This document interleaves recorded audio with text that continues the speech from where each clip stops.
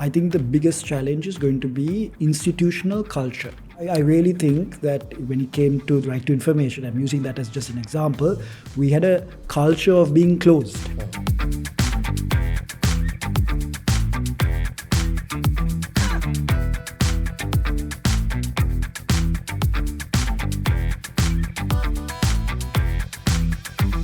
We are not saying this is the begin and end of all, right? So we are taking a gradual approach.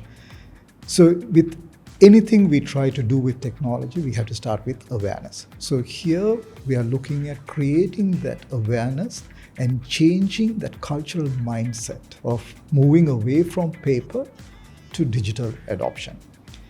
And in terms of even collecting the required data or how it is going to be shared, this, I think, we need to look at it from creating trust with the data subjects. So unless we create that trust in the way we collect data and how we store it and how we use it, nobody is going to be using it, right? So if people don't adopt digital technologies, then there's no purpose of collecting the data or even having an application or a technology for that matter for you to use it.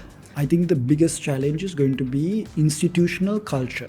Right. I really think that when it came to right to information, I'm using that as just an example, we had a culture of being closed.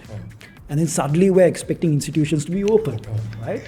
So that's a big shift. Similarly, we have a culture of not treating personal data as important and precious, because over time, that hasn't been part of our institutional culture. Suddenly you're asking institutions to make that cultural shift. I think that'll be the challenge. So you might have a law that on the face of it has a very good text, right? All the necessary provisions are there. But the proof of the pudding is in the eating, ultimately. And ultimately, it'll be down to enforcement and implementation. And institutions may find themselves struggling to make that shift.